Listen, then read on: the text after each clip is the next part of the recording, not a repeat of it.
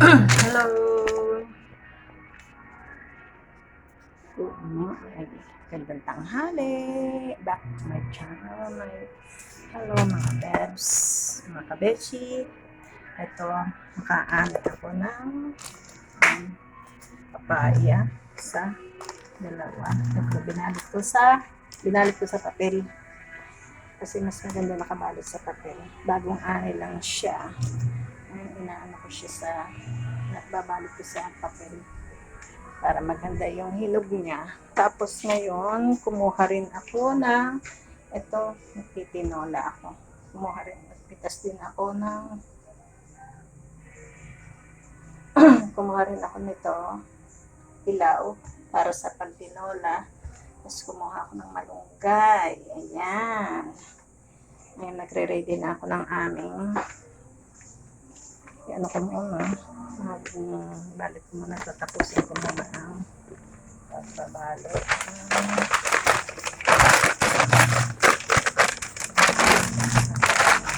Ilang araw lang din. Ayan. Para pag hinog na. Ngayon, punta na ako dito sa ating kusina.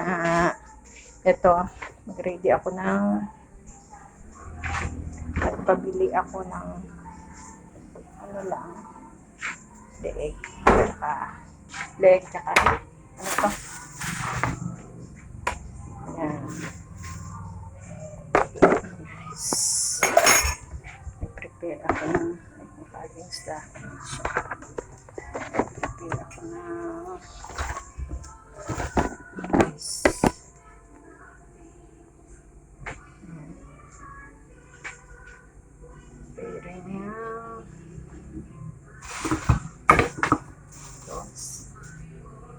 Sili, luya, at sibuyas. I-prepare ko muna ito. Tapos lalagyan ako ng leeg.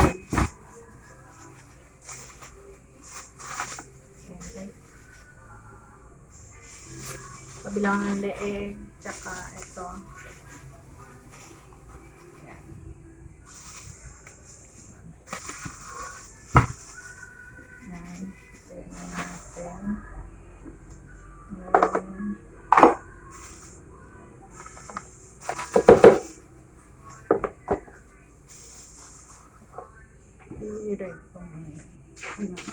Ito.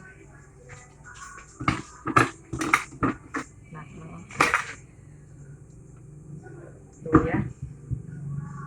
Gusto ko maraming luya para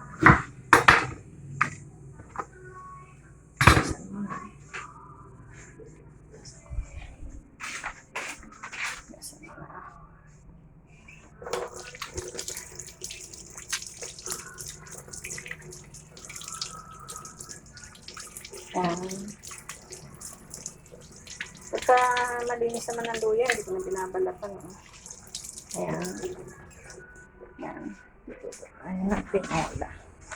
And then, ayan natin. Malinis na siya. Malinis na si luya.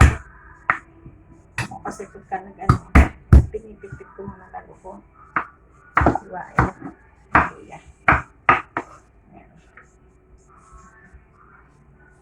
Tapos ang kala ko na matibay yan kasi mahogan yan. Maganda. Ayan. Ito ngayon ang aming tanghalian. Kasi nung mga nagdadaan sobrang init ngayon, thank God at umulan, at paano medyo naibsan yung init, kaya pwede na magsabaw. Kasi nung medyo puro dried kami kasi ayaw nga mga may sabaw, kaya ito tinola kami. Yan. Tapos sibuyas. Sibuyas ako.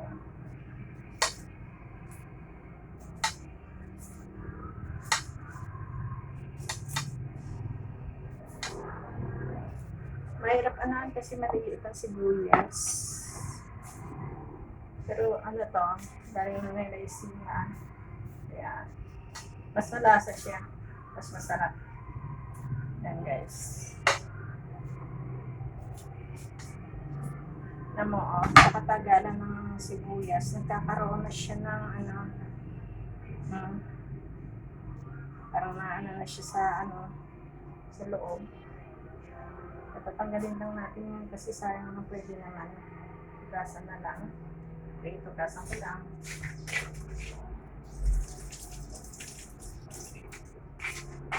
Dito kasi lutuan ko, doon ako yung gripo ko kaya pag dahil wala yun. Ano ko lang naman tayo, dirty kitchen to. Kasi dati sa loob kami nagluluto, kaya lang walang saucepan. Nag-ano yung sa loob. Kaya nagpa-extension ako dito. Pa-extension ako ng dirty kitchen. Ngayon, may dirty na, may kitchen. Diba? Joke lang. Kaya ito, dalawang sibuyas. Gusto ko maraming luya. Ayan. Kaya ako lang, diba?